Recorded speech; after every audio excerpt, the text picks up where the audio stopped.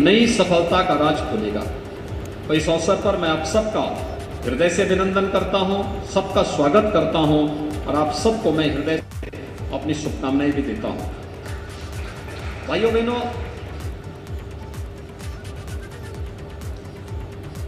पंचायत चुनाव और उससे पहले यानी यद्यपि विगत 16 महीनों से इस सदी की सबसे बड़ी त्रासदी से मानवता जूझ रही है और एक कोरोना महामारी है। पहली वेव आई, उसको आदरणीय प्रधानमंत्री जी के नेतृत्व में आने के पहले से किए गए उपायों के कारण जन धन की न्यूनतम हानि हो, बेहतर कोविड प्रबंधन का जो कार्य किया गया वह कोरोना प्रबंधन के माध्यम से देश के अंदर आदरणीय प्रधानमंत्री जी के नेतृत्व में देखने को मिला। दूसरी वेव अचानक आई। दूसरी वेव में भी सफलतापूर्वक कार्यक्रम आगे बढ़ाए गए। कोविड प्रबंधन के बेहतरीन उदाहरण प्रस्तुत किए गए। न केवल कोरोना से हरेक नागरिक के जीवन को बिना भेदभाव के बचाने के अभिनव कार्यक्रम चले, बल्कि जीवन को बचाने के लिए टेस्ट हो, ट्रीट हो या ट्रेस का हो, या फिर टेस्टिंग क्षमता को कई गुना बढ़ाने के लिए देखा होगा कि किस क्रम में आगे बढ़ा था। जब मार्च 2020 में कोरोना का पहला पॉजिटिव केस उत्तर प्रदेश में आया था, तब हमारे पास टेस्ट करने की कोई क्षमता नहीं थी। एनआईवी पुणे हमें सैंपल भेजने पड़े थे। आगरा और नोएडा के जो मामले आए थे, एनआईवी पुणे सैंपल गए थे। आज हमारे पास 4 लाख टेस्ट प्रतिदिन करने की क्षमता उत्तर प्रदेश के अंदर है। ये 4 लाख टेस्ट कोरोना के प्रतिदिन करने की क्षमता विकसित की गई पीएम केयर से, जनप्रतिनिधियों के सहयोग से। उत्तर प्रदेश शासन ने अपने सामर्थ्य से आगे बढ़ाते हुए आज इस क्षमता को विकसित किया और आज उत्तर प्रदेश 6 करोड़ से अधिक टेस्ट करने वाला देश का पहला राज्य है, जिसने कोविड के 6 करोड़ से अधिक टेस्ट किए हैं और इस सफलतापूर्वक ये कार्यक्रम आगे बढ़ रहा है। निगरानी समितियों का काम कितना बेहतरीन तरीके से चल सकता है। कोरोना प्रबंधन में हमारे हेल्थ वर्कर्स ने, जनप्रतिनिधियों ने, कोरोना वॉरियर्स ने, प्रशासन ने अपने अपने स्तर पर प्रयास किया, लेकिन निगरानी समितियों के माध्यम से गांव-गांव में और नगर-निगर में, चाहे वह ग्रामीण क्षेत्र में ग्राम प्रधान की अध्यक्षता में बनी हुई निगरानी समिति हो, आशा वर्कर, आंगनबाड़ी, राजस्व कर्मी, ग्राम्य विकास और पंचायत से जुड़े हुए कर्मचारी, इन सब की भूमिका उसमें नगरीय क्षेत्र में पार्षद की अध्यक्षता में बनी भी यही समिति नगर विकास और अन्य विभाग के कर्मचारियों के साथ मिलकर के कैसे कार्यक्रम को आगे बढ़ाती है। डोर टू डोर सर्वे, लक्षण युक्त व्यक्ति को मेडिसिन किट उपलब्ध कराना, अगले 24 घंटे के अंदर उनका टेस्ट कर लेना, किसी भी कोविड पॉजिटिव को अगर वह लक्षण युक्त है उसको हॉस्पिटल जाने की व्यवस्था करना, और अगर लक्षण युक्त नहीं है तो उस व्यक्ति को होम क्वारंटीन में, होम आइसोलेशन में रखने की व्यवस्था करना और निरंतर उसके साथ संवाद बनाकर के उनकी देखभाल करना। हर एक निगरानी समिति, 72,000 निगरानी समितियां हम लोगों ने प्रदेश में थी, बनाई थी और आज भी काम कर रही है। इन सभी निगरानी समितियों के माध्यम से हर एक के पास इंफ्रारेड थर्मामीटर, पल्स ऑक्सीमीटर, उन्हें मास्क, उन्हें ग्लव्स उपलब्ध करवाए गए, सैनिटाइजर उपलब्ध करवाए गए और फिर उनका एक कार्यक्रम निरंतर आगे बढ़ता रहा। फर्स्ट वेव और सेकंड वेव के दौरान आपने देखा होगा कि कैसे कोरोना के उस कालखंड के दौरान प्रधानमंत्री गरीब कल्याण पैकेज के माध्यम से आदरणीय प्रधानमंत्री जी ने हर तबके का ध्यान रखा। हर एक तबके के लिए किस प्रकार की योजनाएं बनाई, चाहे वह गरीबों के लिए उस समय भी राशन की व्यवस्था रहा हो, उन्हें रसोई गैस के सिलेंडर 6 महीने तक निःशुल्क उपलब्ध करवाने का रहा हो, प्रधानमंत्री जनधन योजना निराश्रित महिलाओं के लिए, बुजुर्गों के लिए, वृद्धावस्था पेंशन पाने वाले, दिव्यांगजन पेंशन प्राप्त करने वाले, सबके लिए कुछ न कुछ एक पैकेज दिया गया। और अंत में आत्मनिर्भर भारत के तहत वोकल फॉर लोकल, यानी जिस पर आदरणीय प्रधानमंत्री जी के मार्गदर्शन में हम लोगों ने पहले से काम किया था, वन डिस्ट्रिक्ट वन प्रोडक्ट की वह अभिनव योजना जो देश की एक लोकप्रिय योजनाओं में आज बदल चुकी है। परंपरागत उत्पाद की ब्रांडिंग, उसकी मार्केटिंग, उसकी डिजाइनिंग कैसे हम कर सकते हैं, उस पर बेहतरीन कार्य करने के लिए भारत सरकार ने एक पैकेज दिया। और उस पैकेज के माध्यम से आपने देखा होगा, जब 40 लाख से अधिक प्रवासी कामगार और श्रमिक उत्तर प्रदेश में आए, तो ज्यादातर को प्रदेश में ही रोजगार और नौकरी उन्हीं संस्थानों में या उन्हीं यूनिट में देने का बेहतरीन कार्य किया गया, जिसके कारण सेकंड वेव में जो माइग्रेंट की समस्या थी, पलायन की समस्या थी, उस पलायन की समस्या को रोकने में हमें मदद मिली। सेकंड वेव के दौरान भी आपने देखा होगा, आदरणीय प्रधानमंत्री जी का मुख्यमंत्रियों के साथ, माननीय राष्ट्रीय अध्यक्ष जी का लगातार संगठन के साथ संवाद बना करके सरकार और संगठन जहां पर भारतीय जनता पार्टी की थी, एक साथ मिलकर के कैसे बेहतरीन उदाहरण प्रस्तुत कर सकते हैं, इस पर जो कार्य हुए, उत्तर प्रदेश जैसे बड़ी आबादी का राज्य कोविड प्रबंधन का अपना एक मानक प्रस्तुत करने में सफल हुआ। लेकिन हमें अभी भी इस कोरोना महामारी के प्रति लापरवाह नहीं होना है। ये महामारी है, वैसे भी कोई भी बीमारी हो, उसके प्रति नजरअंदाज उसे नहीं किया जा सकता। हमें सदैव उसके प्रति सचेत रहना होगा, सतर्क रहना होगा। और यह तो इस सदी की सबसे बड़ी महामारी है। दुनिया की बड़ी बड़ी ताकतें इसके सामने पस्त हो गई। इसलिए कोविड प्रोटोकॉल का पालन करते हुए प्रधानमंत्री जी ने कहा, जीवन भी बचाना है और जीविका को भी बचाना है, इसी के बीच से रास्ता निकालना है। और इसी पर भारतीय जनता पार्टी ने सेवा ही संगठन के मंत्र को देकर के हर एक कार्यकर्ता को स्वयं का बचाव करते हुए अपने आसपास के प्रत्येक नागरिक को बचाने के लिए नई कवायद होनी चाहिए, यह कार्य भी आगे बढ़ा है। और भाइयों बहनों, कोरोना की द्वितीय लहर को भी सफलतापूर्वक नियंत्रित करने में प्रदेश में संगठन और सरकार ने जो अभूतपूर्व सफलता प्राप्त की, मैं इसके लिए भी आप सबका हृदय से अभिनंदन करता हूं, स्वागत करता हूं। बहुत सारी चीजें आएंगी। हम लोग 2022 के विधानसभा चुनाव के मुहाने पर खड़े हैं। स्वाभाविक रूप से मुद्दों का चयन और विरोधियों के द्वारा गुमराह करने के तमाम प्रकार के कुत्सित प्रयास, ये दोनों चल रहे होंगे।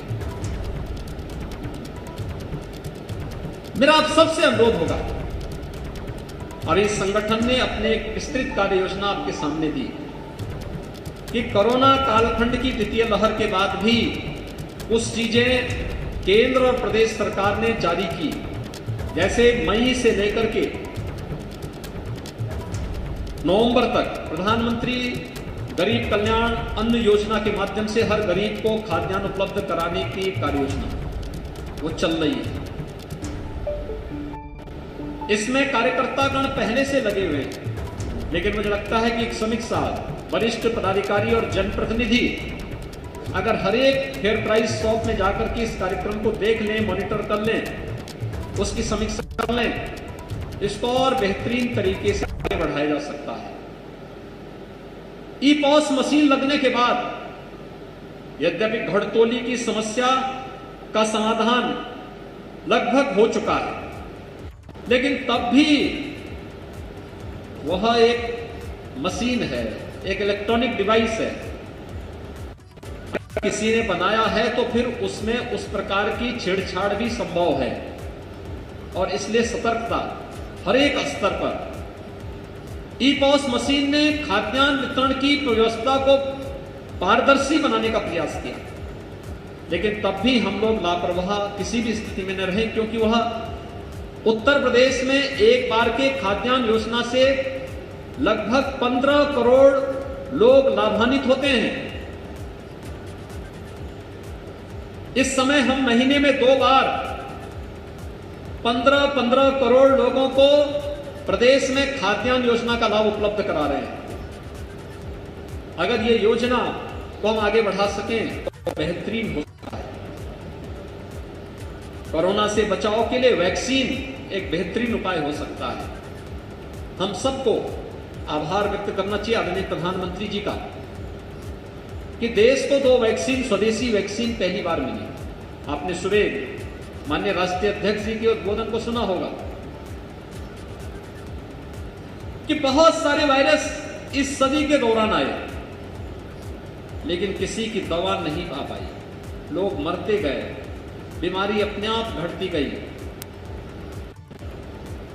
पहली बार हुआ है कि भारत में वैक्सीन कोरोना के आने के 9 महीने के अंदर ही वैक्सीन भी भारत में आ गई। एक नहीं 2 वैक्सीन आई और दोनों वैक्सीन प्रभावी है, कारगर है, और वैक्सीन भारत के अंदर निःशुल्क उपलब्ध हो रही है। भारत सरकार निःशुल्क उपलब्ध करवा रही है। वैक्सीनेशन के इस अभियान के साथ जुड़ना अपने आप में एक राष्ट्रीय कार्यक्रम है, और इस राष्ट्रीय कार्यक्रम के साथ जुड़ना। आपको सीधे लिए चलते हैं बीजेपी प्रदेश कार्य समिति की बैठक में, जहां सीएम योगी का संबोधन चल रहा है। उत्तर प्रदेश की सुरक्षा एजेंसियों ने जिस तरीके से देश के खिलाफ षड्यंत्र रचने वाले आतंकी संगठनों को अपनी गिरफ्त में लिया, और तब एक जिम्मेदार नेता के द्वारा यह बयानबाजी की जा रही है कि हमें उत्तर प्रदेश शासन पर और प्रदेश की सुरक्षा एजेंसियों पर विश्वास नहीं, या आखिर किस मंशा को प्रदर्शित करता है। और इनका वास्तविक चरित्र देखना है तो 2012 में समाजवादी पार्टी की सरकार आने के बाद उस सरकार का जो कोई फैसला था, तो पहला फैसला था कि सीआरपीएफ कैंप रामपुर रहा हो, अयोध्या में राम जन्मभूमि रहा हो, अयोध्या, काशी और लखनऊ की कचहरियों पर जो आतंकी हमले हुए थे, इन आतंकी हमलों के लिए जिम्मेदार आतंकवादियों के मुकदमों को वापस लेने की कुत्सित मंशा उस सरकार की वास्तविकता को प्रदर्शित करता है। और अगर कल समाजवादी पार्टी के लोग आगरा में पाकिस्तान के समर्थन में नारेबाजी करते हैं, तो आप स्वयं अनुमान कर सकते हैं कि देश और प्रदेश की सुरक्षा के बारे में इनके पास किस प्रकार का ब्लूप्रिंट है। यह इस चीज को बताता है कि लोग वोट बैंक के लिए राष्ट्रीय सुरक्षा के साथ खिलवाड़ करने में कोई परहेज नहीं करते। इनके लिए राष्ट्रीय सुरक्षा कोई मायने नहीं रखती है। ये हर एक उस मुद्दे को राजनीतिक तंग दायरे में देखना चाहते हैं जो संवेदनशील है, राष्ट्रीय सुरक्षा के लिए अत्यंत महत्वपूर्ण है। उन मुद्दों को भी संकीर्ण दायरे में देखने का प्रयास करते हैं, और हम सबको इसके प्रति सचेत रहना होगा, सदैव सचेत रहना होगा। आप जानते हैं लव जिहाद के खिलाफ हमारी सरकार ने विगत वर्ष ही एक सख्त कानून बनाया था, और कैसे कैसे चेहरे छद्म नाम से हमें जो आशंका थी, वह आशंका सच साबित हो रही है। जब आप देख रहे होंगे जगह जगह इस प्रकार के नमूने निकलते हुए दिखाई दे रहे हैं कि कैसे छुप करके उन लोगों के द्वारा समाज में विस्फोट करके, दुष्प्रचार करके और पूरी व्यवस्था के साथ खड़ा करने की कुत्सित चेष्टाएं होती रही। ये निरंतर एक षड्यंत्र के हिस्से बनाए जाते रहे। इन सबको हमें समझने का प्रयास करना होगा, और मुझे लगता है कि पूरी मजबूती के साथ अपने पक्ष को उन मंचों पर रखने में भी परहेज नहीं करना होगा जहां पर कुछ लोग, क्योंकि बहुत सारे कुछ ऐसे सो कॉल्ड इंटेलेक्चुअल होते हैं जो हमारे सकारात्मक पहल को नकारात्मक रूप से प्रस्तुत करने का प्रयास करते हैं। उस समय इस बात को बताने की आवश्यकता है कि नहीं, वास्तव में इनका जो पक्ष है क्यों गलत है, और हम जो पहले दिन से कहते थे वही सही है, क्योंकि वह पक्ष पहले भी सच था और आज जब हम उनके एक एक मामले को निकाल करके बाहर ला रहे हैं, आज पीड़ित लोग जब अपनी बात को प्रशासन के सामने और शासन के सामने रख रहे हैं, तो एक एक बात तो सच होती हुई दिखाई दे रही है, जो हम लोग 1 वर्ष पहले सोचते थे। जब हम लोग उस प्रकार का ऑर्डिनेंस और एक्ट लेकर के आए थे, उस समय जो आशंकाएं व्यक्त की जा रही थी, उस समय की उस आशंकाओं को आज हम लोगों ने उस प्रकार की घटनाओं को पर्दाफाश करते हुए एक बार साबित किया है कि नहीं। उत्तर प्रदेश में चुनाव से पहले किस तरीके से रणभेरी सज चुकी है, आपको 2 तस्वीरों के जरिए समझाते हैं। जहां एक तस्वीर में आप देखेंगे गांधी प्रतिमा के पास प्रियंका गांधी वाड्रा आज ही पहुंचती हैं लखनऊ 3 दिवसीय दौरे के मद्देनजर, और गांधी प्रतिमा पर माल्यार्पण के साथ धरने पर बैठ गई हैं। सत्याग्रह की याद दिलाने की कोशिश है ये। और इसी बीच देखिए विपक्ष पर जमकर हमला बोलते नजर आ रहे हैं सीएम योगी आदित्यनाथ। संबोधन चल रहा है, आपको सुनवाते हैं। यानी हमारी टीम के सदस्यों को भी नहीं मालूम था कि इतना निवेश आ सकता है। मुझे याद है जब पहले इन्वेस्टर समिट की चर्चा हुई थी, मैंने महाना जी से कहा, मैंने कहा महाना जी कुछ इन्वेस्टमेंट की भी कुछ अब बात हो। उन्होंने कहा नहीं हम तैयारी कर रहे हैं, लेकिन मैंने कहा लेकिन क्या? उन्होंने कहा 20,000 करोड़ रुपए का निवेश कराएंगे। मैंने कहा 20,000 उत्तर प्रदेश के लिए हमारी आबादी कितनी है? उन्होंने कहा अभी माहौल नहीं है, हम कुछ रोड शो करते हैं, एक रोड शो में अगर आप चलेंगे तो और अच्छा होगा। ये लोग गए और 3-4 जगह गए तो 20,000 करोड़ तो खैर लेके आए। और जब एक बार मुंबई में हम लोग गए तो 2.5 लाख करोड़ रुपए का केवल यहीं से आ गया था निवेश। और भाइयों बहनों, उत्तर प्रदेश जिस भी उद्योगपति से हम बोलते थे और कहते थे साहब आज हम उत्तर प्रदेश में आना चाहते हैं, लेकिन हमने 10 साल पहले संकल्प लिया था, 5 साल पहले संकल्प लिया था उत्तर प्रदेश में कभी नहीं जाएंगे। आज हम जाना चाहते हैं क्योंकि आज वहां पे निवेश अनुकूल वातावरण है, विभाग सहयोग कर रहा है, सरकार सहयोग करने को तैयार है, सकारात्मक वातावरण है, सुरक्षा का एक बेहतरीन वातावरण है। हम लोग प्रदेश करेंगे। और भाइयों बहनों, केवल निवेश ही तक सीमित नहीं हुआ, ये लगभग 3 लाख करोड़ रुपए से अधिक का निजी निवेश मात्र निवेश नहीं है, इसके पीछे 1.5 करोड़ नौजवानों को नौकरी और रोजगार भी दिया गया है।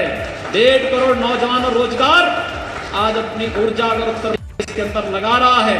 और दुनिया देश के अंदर अगर बेरोजगारी के रेट को अगर आप देखेंगे तो उत्तर प्रदेश सबसे बड़ी आबादी का राज्य होने के बावजूद बेरोजगारी के रेट में सबसे नीचे है। तो उसके पीछे निवेश उसका मुख्य कारण है। और एमएसएमई सेक्टर में जो कार्य हुए हैं उसके परिणाम स्वरूप जो लोगों को स्वतः रोजगार वहां उपलब्ध हुआ है, ये भी उसके पीछे कारण है। इन मुद्दों पर अगर हम चर्चा करके आगे बढ़ाने का कार्य करें, 4 लाख से अधिक सरकारी नौकरी लगी, कोई व्यक्ति नहीं कह सकता, कोई भाई भतीजावाद नहीं, कोई परिवारवाद नहीं, कोई जातिवाद नहीं, कोई क्षेत्रवाद नहीं, कोई भाषावाद नहीं, कोई किसी प्रकार का वाद नहीं। योग्यता के आधार पर हर व्यक्ति को हर गांव से कम 1, 2, 3, 4, 5, 10 बागपत के एक गांव का बड़ा गांव था। जब लोकसभा चुनाव के पहले मैं वहां गया था, 27 नौजवान वहां एक साथ यूपी पुलिस में भर्ती हुए थे। ये चीजें दिखाती हैं सरकार की व्यवस्था पूरी पारदर्शी है। तब लोकसभा चुनाव के पहले वहां पर मैं गया था, मैंने वहां के युवाओं के उत्साह को देखा था। लोगों ने कहा लोकसभा चुनाव में क्या होगा, मैंने कहा ये युवा है, ये लोकसभा चुनाव के परिणाम को तारा है और भारतीय जनता पार्टी लोकसभा की बागपत की सीट अवश्य जीतेगी, कोई संदेह इसमें नहीं होना चाहिए। और भाइयों बहनों, वहां के युवाओं ने वही करके दिखाया। कौन सा ऐसा फील्ड है जिसमें कार्य नहीं हुआ? कृषि के क्षेत्र में प्रोक्योरमेंट का रहा हो, या फिर किसानों को मिलने वाली सुविधा का लाभ, प्रधानमंत्री कृषि सिंचाई योजना के अंतर्गत वर्षों से लंबित सिंचाई की परियोजनाएं, बाणसागर की परियोजना हो, सरयू नहर परियोजना, मध्य गंगा नहर परियोजना, अर्जुन सहायक परियोजना जैसी लगभग 1 दर्जन सिंचाई की परियोजनाएं दशकों से लंबित थी, कोई प्रोत्साहन। भारत सरकार कहती थी अपना हमारे हिस्से का पैसा लीजिए, आप अपने हिस्से का पैसा लगाइए, इन योजनाओं को पूरा करिए, लेकिन उतना ही कार्य होता था जितने में उनका उल्लू सीधा होता था। और भाइयों बहनों, इस वर्ष के अंत तक हम लोग यानी आजादी के बाद 70 वर्षों में जितनी कृषि सिंचाई के लिए कार्य नहीं हुआ, मात्र 4 वर्ष में भारत सरकार के सहयोग से उससे ज्यादा सिंचाई की उन कार्य योजनाओं को हम बढ़ा रहे हैं। यानी लगभग 22 लाख हेक्टेयर अतिरिक्त सिंचन की सुविधा हम प्रदेश के अंदर विकसित करने जा रहे हैं। ये अपने आप में एक अभूतपूर्व कार्य कृषि के फील्ड में होने जा रहा है। किसान को सिंचाई के लिए जल मिल जाए, उसकी आमदनी बढ़ती है, उसके लिए संभावनाएं बढ़ाती है, आगे की ढेर सारी संभावनाएं बढ़ाती है। कोई सोचता था कि हर घर नल योजना के माध्यम से हम शुद्ध पेयजल की आपूर्ति करेंगे हर गांव में? बुंदेलखंड और बिंदु क्षेत्र के हर गांव में कार्य प्रारंभ हो चुका है। हमारा लक्ष्य है कि दिसंबर तक इन क्षेत्रों में ज्यादातर गांवों में हम पाइप पेयजल योजना के माध्यम से शुद्ध पेयजल हर घर तक पहुंचाने का लक्ष्य पूरा कर सकें। लेकिन साथ साथ दिसंबर तक लक्ष्य तय किया है कि इसके अतिरिक्त 50,000 और राजस्व गांवों में पेयजल स्कीम को बना करके लागू करके उस पर कार्य प्रारंभ कर देना है। 50,000 गांवों में। कोई सोचता था आजादी के बाद से लेकर के 2017 तक कुल 2% लोगों के पास पाइप पेयजल की स्कीम थी यूपी में। आज हम बढ़ा करके उसे लगभग 18% तक पहुंचाए हैं और हमारा लक्ष्य है कि हम इसको 30% तक अभी पहले चरण में लेकर के जाएंगे। और फिर आदरणीय प्रधानमंत्री जी की जो मंशा है कि हर घर नल, उस योजना के अंतर्गत हर एक व्यक्ति को शुद्ध पेयजल की आपूर्ति, यानी शुद्ध पेयजल का मतलब आधी से अधिक बीमारियों को समाधान हो जाना और उस बीमारी का खर्चा उसका लेना। अभूतपूर्व कार्य। इन कार्यों के बारे में कौन बोलेगा? हर योजना आपकी एक ब्रांडिंग होनी चाहिए, हर योजना के माध्यम से जानी चाहिए और हर योजना के बारे में बताया जाना चाहिए। एमएसपी का लाभ, लागत का 1.5 गुना दाम किसान को पहली बार मिला है। एमएसपी हम मानते हैं 1967 में घोषित हुई थी, लेकिन किसान को मिलता क्या था? एमएसपी घोषित करने से एमएसपी नहीं मिल जाती। जब आप प्रोक्योर करेंगे और फिर किसान को डीबीटी के माध्यम से पैसा देंगे, उसका लाभ मिलेगा। ये कार्रवाई 2017 के बाद से प्रारंभ है और गन्ना किसानों के लिए 1,40,000 करोड़ रुपए का गन्ना मूल्य का भुगतान हुआ है। और भाइयों बहनों, किसानों से संबंधित, गन्ना किसानों से संबंधित जितने भी मामले थे, एक एक करके उसका समाधान करते हुए, एक समय था जब प्रदेश के अंदर चीनी मिलें बंद हो जाएंगी, आज हुई तब बंद हुई, इस प्रकार की चर्चा चलती थी। आज चीनी मिलें बंद नहीं होंगी, बल्कि चीनी मिलें नए सिरे से, नई टेक्नोलॉजी के साथ, नई तकनीक के साथ, इथेनॉल प्लांट के साथ अब आती हुई दिखाई दे रही हैं और लोगों में एक नया विश्वास उसके माध्यम से जगा है। प्रदेश किसान एक नई दिशा में आगे बढ़ा है।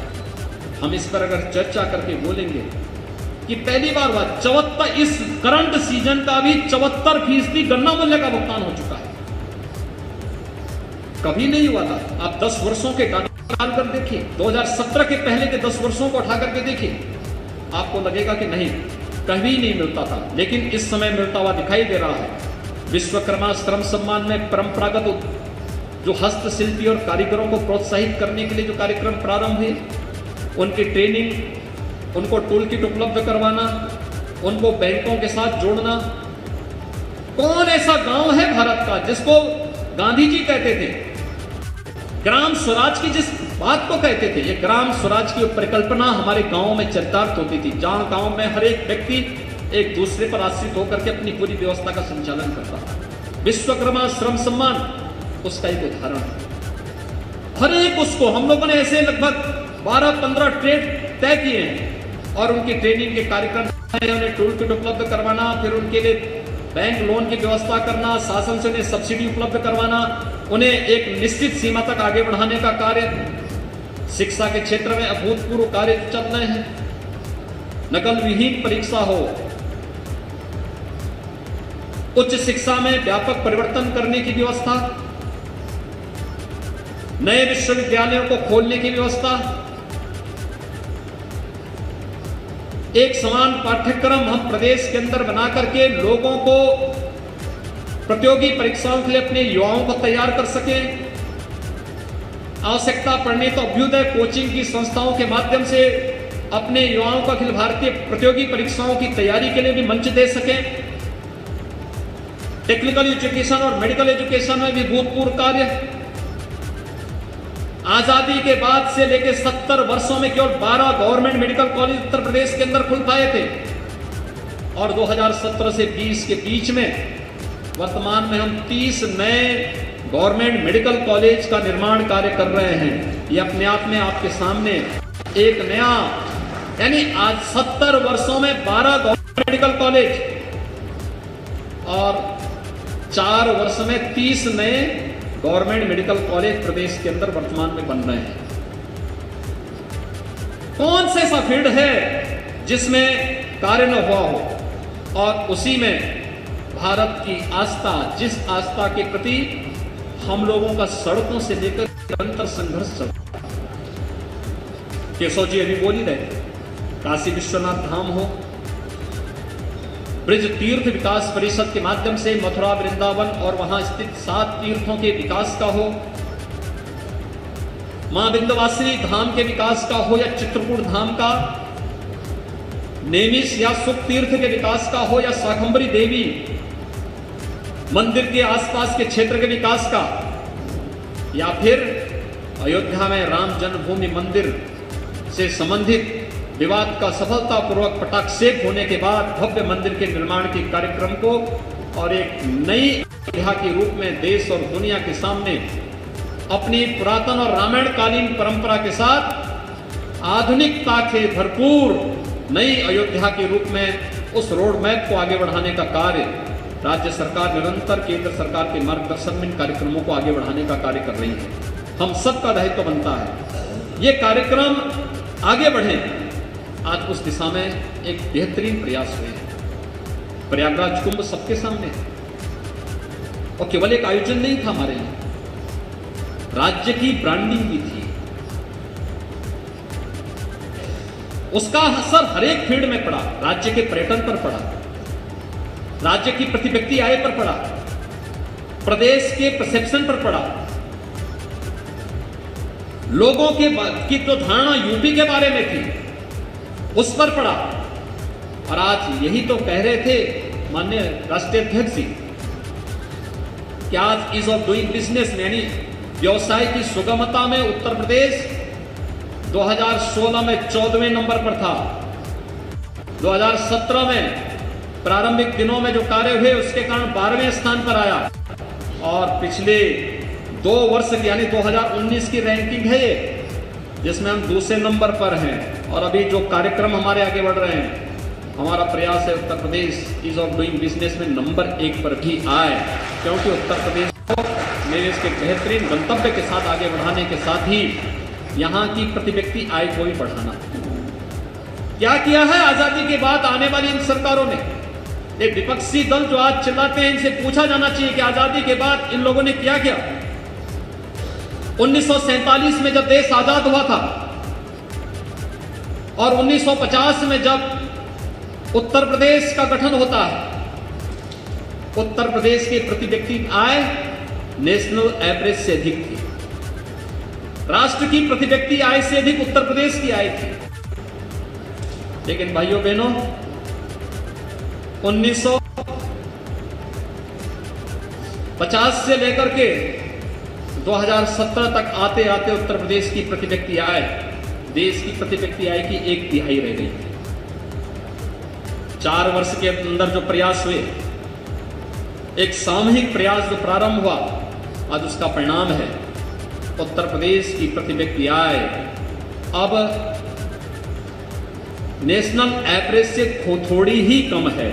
और नेशनल एवरेज को भी हम आने वाले समय में अचीव कर सकें, उत्तर प्रदेश के प्रत्येक नागरिक के जीवन में खुशहाली लाई जा सके। जितनी योजनाएं आवास की, विद्युत की, शौचालय की या फिर रसोई गैस की या रोजगार की, ये प्रत्येक व्यक्ति की आय में वृद्धि का भी एक कारक बनता है, उसके जीवन में एक नया परिवर्तन लाने का एक माध्यम बनता है। और उन कार्यक्रमों को आगे बढ़ाने के लिए ही हम लोगों ने इस क्षेत्र में एक नए कार्यक्रम को नए तरीके से आगे बढ़ाने का कार्य किया। उस दिशा में प्रयास, इंफ्रास्ट्रक्चर डेवलपमेंट की कार्रवाई, कनेक्टिविटी की कार्रवाई, ऊर्जा क्षेत्र में व्यापक सुधार की कार्रवाई, शिक्षा के क्षेत्र में व्यापक सुधार और परिवर्तन करने की कार्रवाई, श्रम क्षेत्र में श्रमिकों को सामाजिक सुरक्षा और स्वास्थ्य बीमा के कवर की कार्रवाई, ये सभी उसी दिशा में किए जाने वाले प्रयास का हिस्सा है। नारी गरिमा और उसकी सुरक्षा हर हाल में होनी चाहिए, हर हाल में हो। कन्या सुमंगला योजना या सामूहिक विवाह की योजना उसी का हिस्सा है। कन्या सुमंगला योजना, कन्या के पैदा होते ही उसका रजिस्ट्रेशन करवाना और रजिस्ट्रेशन के साथ ही इस बालिका के नाम पे पैसा चला जाना। बालिका 1 वर्ष की होगी, टीकाकरण से आच्छादित होने के साथ उसके नाम पे फिर धनराशि जाएगी। बालिका 5 साल की हुई, स्कूल में भर्ती कराया, उसके नाम पर एक निश्चित धनराशि चली जाएगी। बालिका 6वीं क्लास में गई, उसके नाम पे फिर धनराशि। 9वीं क्लास में गई, फिर बालिका के नाम पे धनराशि। बालिका ने उसके बाद कोई सर्टिफिकेट कोर्स, कोई डिप्लोमा कोर्स या फिर आगे की पढ़ाई के लिए किया, फिर राशि। यानी एक बालिका को जन्म से लेकर के स्नातक तक की शिक्षा के लिए 15,000 की राशि कन्या सुमंगला योजना के अंतर्गत राज्य सरकार उपलब्ध करवा रही है। और वह कन्या शादी योग्य होगी तो 51,000 रुपए की राशि राज्य सरकार उन कन्याओं को उपलब्ध करवाने का कार्य करा रही है। लेकिन भाइयों बहनों, कन्या धन लक्ष्मी है, लक्ष्मी की प्रतीक है। जब उसके नाम पर हर बार राशि जाती है, पैसे जाती है, तो वह लक्ष्मी को चरितार्थ करती हुई दिखाई देती है। और यही तो कार्य राज्य सरकार जनता जनार्दन के आशीर्वाद से, आदरणीय प्रधानमंत्री जी की प्रेरणा से कन्या सुमंगला योजना के माध्यम से प्रदेश के अंदर कर रही है। ये सभी कार्यक्रम उसी के हिस्से हैं। विगत 4 वर्ष के दौरान लोक कल्याण संकल्प पत्र के लगभग सभी संकल्पों को पूरा करने में सरकार ने सफलता प्राप्त की और हर एक विभाग ने बढ़ चढ़ करके उसी संकल्प पत्र को ध्यान में रख करके अपनी कार्य योजना बनाई, फिर उसे लागू किया, निरंतर फॉलो अप करके आज उसको सफलता की एक नई ऊंचाइयों तक पहुंचाने का कार्य किया। हम लोग निरंतर उस दिशा में कार्य कर रहे हैं, लेकिन इसके लिए कुछ कार्यक्रम भी हुए, प्रयास करने पड़े। आज हम प्रदेश के अंदर विकास कराने में कुछ सफल हो रहे हैं। कोरोना महामारी के बावजूद प्रदेश के अंदर कुछ कार्य हो रहे हैं। जीवन भी और जीविका को बचाने के आदरणीय प्रधानमंत्री जी के संकल्पों को आगे बढ़ाने में सफलता प्राप्त मिल रही है।